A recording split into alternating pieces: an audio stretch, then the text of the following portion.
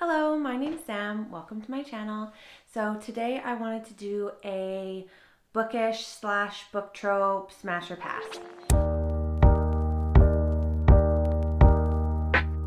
I was thinking of doing this as a tier ranker, but the tier ranker just was a lot of effort for me right now, and this just seemed simpler. So I have this in 3 categories. I have like general bookish things, I have tropes, and then I have like formatting, like you'll see when I get to the list. And I just have them set in like a little random generator, and I'm just kind of gonna go next so that I'm like surprised by what comes up. Okay, what should we do first? Let's do bookish things first. First one is annotating, smash. I only have 2 books so far that I have annotated, and I want to do more, but I think that it looks so pretty. And I love rereading a book and then putting in my little tabs. I say that I love that. I've literally only done it once with this one. This is the only book so far that I've reread and annotated, but I want to do it with many more. I just haven't gotten around to it yet. Book journals, smash. I love just being a nerd and reading books, but also keeping track of what I'm reading and writing down little things in my journal. It makes me feel like a dork, and I absolutely love it. Aesthetic annotating, also smash. I'm just gonna love everything on this list, I think. So I showed you these 2, and I don't know if you can tell, but so I have these, what if I do that? Can you see that? So I've tried to match like the colors of the tabs to like the cover of the book. So I have these like pretty tabs. So when I do annotate a book, I like to kind of match them to the cover. I did that with this one as well. Like I picked out some like the ones that match so it looks pretty. But I don't understand when people annotate their books and it's like perfectly in line. Like I don't even know how to explain it, but like how these ones are all like they're all jumbled. They're in random spots, whereas I see some people and they have it where they're all like perfectly set up, and I don't know how they even get it like that, because isn't the point of annotating like you're putting it on a line? So how do you get it to be so perfect? I'm sure there's a way, I just don't know how to do it. So colors, smash, organized, pass, because I can't figure it out. Okay, I just lost my whole list, so I had to redo it. Okay, next one. Oh, hardcovers versus paperbacks. This one is hard. I used to hate hardbacks. I don't remember my reasoning. I just remember not liking them. But I think I prefer them now, because if I have like a book light, I can easily clip it to it. And I find that I often will like ruin my paperbacks, and I like when everything looks like perfect. So if I had to pick one, if I could only fill my shelves with one, I would probably do hardcover, I think. Deckled edges, pass. I hate deckled edges so much. Do they look pretty? Sure. Are they worth it? No. You can't like flip through a book with deckled edges. I absolutely hate them. I don't enjoy the reading experience of reading a book with deckled edges. Floppy paperbacks. Do I have a floppy paperback? Does this count? Yeah, I like floppy paperbacks. That's very satisfying. Do all books do that? No, that's not as floppy. I'm trying to find my floppiest book. Ooh, is this one floppy? Nah. Deckled edges. Rainbow shelves, pass. I have attempted my own little version of rainbow shelves with the small amount of books that I have, but if I had more, then they would be more rainbowy. But yeah, that's a pass. That's a smash. Cracking the spine, pass. Why do people do this? Illustrated covers versus real images. Definitely illustrated covers. Certain books suit real images, like mainly thrillers, but for the most part, I love a good illustrated cover. Magnetic bookmarks, also smash. Just like with my tabs, I also love to match like my bookmarks. So how many do I have here? I have so many of these magnetic bookmarks, and I also love to like match them to the book I'm reading. Like I'll take my book and I'll try to find the one that like matches the best. And I also have like mouse, I got a pineapple, whale, turtle. So yeah, magnetic bookmarks are a smash. Special editions. pass. I don't think I'd go out of my way to try to own a special edition copy of, say, a book that I already had, even if it was my favorite book. So yeah, I'd pass. Mass market paperbacks, pass. I hate the size of them and like how small they are, but I guess smash if it makes it easier for people to access them and for people to read them. But pass for me. Book lights, definitely smash. My husband goes to bed way earlier than me and I'm always up until like 3 a.m. reading, so it makes it easy to do that. Dog earring, pass. Why would you dog ear when you have a selection of 20 beautiful magnetic bookmarks? E-readers, pass. I don't use e-readers. I had one once, but I just love the feel of like an actual book in my hands. So for me, they're a pass. Writing in books. I think that's a pass for me, but I love the idea of someone just being so enamored with a book that they're scribbling all over it, but it's not something that I do.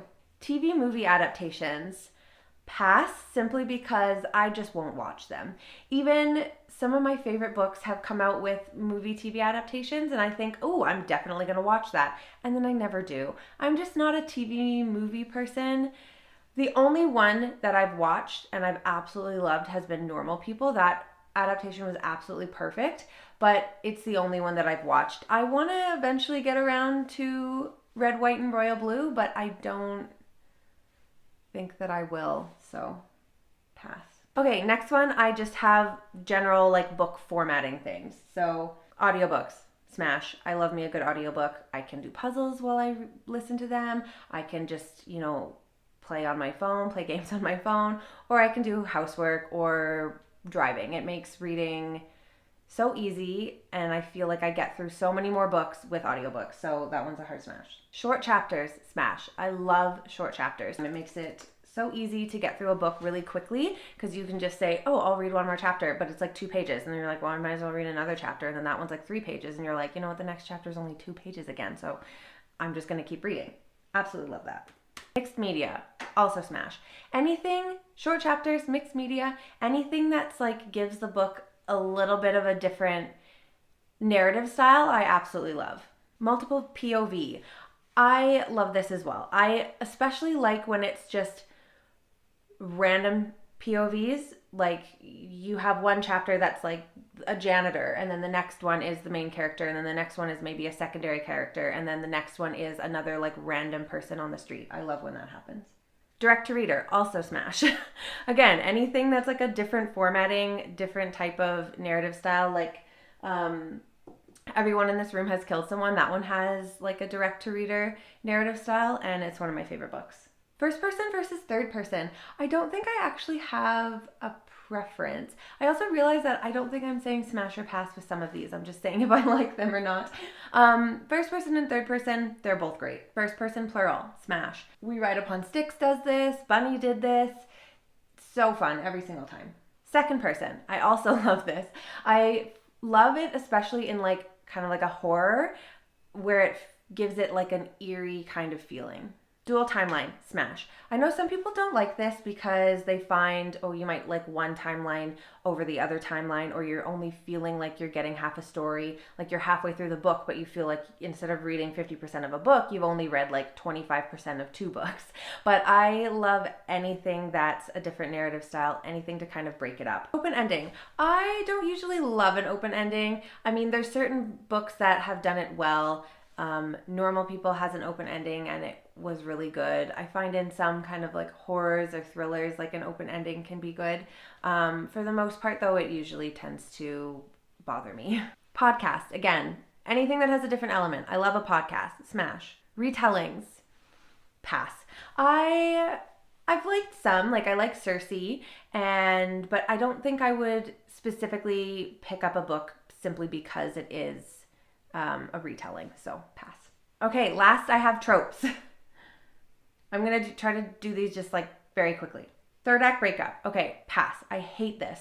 I hate this in romance, especially when I find it's often they get together and it's been like a day and then they have this huge blow up and then they break up. And then there's this big like a grand gesture to get back together. Like if you're going to argue and break up over like the very first thing, like you're not going to last very long. I much prefer when the conflict in a romance, it's more of like a we can't be together kind of thing rather than a third act breakup. Like the couple feels like they can't be together for like XYZ, but then they end up like working through it, or there's like something that they're working through together. I much prefer that to a third act breakup. Forced proximity. Smash. Oh my gosh. Okay. This one is going to seem weird. Incest/incest scare. This trope is so dumb. I had mentioned this in like my works book club that like a trope that is ridiculous is incest, and some of my friends were like, that's in books? And I was like, yes, it's absolutely in books. And I don't know why. I find more so like older books, or a lot of times it's in like YA books. But I'm thinking like Flowers in the Attic. That's like the first one that came to mind, but why is it in there? Why does it need to be in there? Why does it need to be like a scare, or like, oh, I like this boy, but he might be my third cousin or something? Like, no, get it out of here. Good for her. Smash. Not like other girls. Pass. Only one bed. Pass. I know a lot of people love this trope. It's like, oh, they're fake dating or they're forced proximity, but they are only sharing one bed. Like, we know how this one's going to end. Like, either the guy is usually going to offer to sleep on the floor and the girl sleeps in the bed, or they just share, or they end up together. Like, it's kind of boring. Morally gray. I don't really care either way. Yeah. Mistaken identity/same person. Smash. I love this one. Like when you think you're following like two different people, but it ends up being the same person. I find if it's done well, it's really good. Age gap romance. Pass. Character dies at the end. I don't know how to feel about this one. I think if it's done well, it's good. An argument that I've heard for this one is if you have this like fantasy and all of the characters live at the end, like it's this big war, but all the characters live at the end, like that's unrealistic. But then also like you're attached to these characters and then they die and it's really sad. So both. Slow burn. Pass. I'll read slow burn and like slow burn, but I think I prefer fast burn. Isolated setting. Smash. Family drama. Pass. Insta love. Pass. Found family. Smash. Some of my favorite books are found family.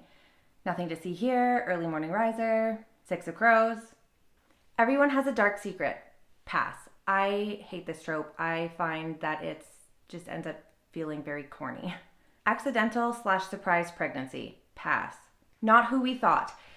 Smash. This one is also like similar to the mistaken identity/same person. I love this one if it's done well, where the book kind of misleads you into thinking they're talking about one character and they were talking about someone else the entire time. Miscommunication. Pass. Memory loss. Meh. I just read Stay Awake by Megan Golding, and that one, the whole book was that she had no memory, and it just felt a little tired by the end and kind of like a plot device, but I've read it in other books where it's been done well. Mental health twist. Pass. Often it's in poor taste, I find. Not Dead. Smash. Where, again, you're led to believe that this character is dead and then they're not dead. I like that one. Chosen One. Meh. I'm Supposed to Kill You. Smash. Unreliable narrator. It could go either way.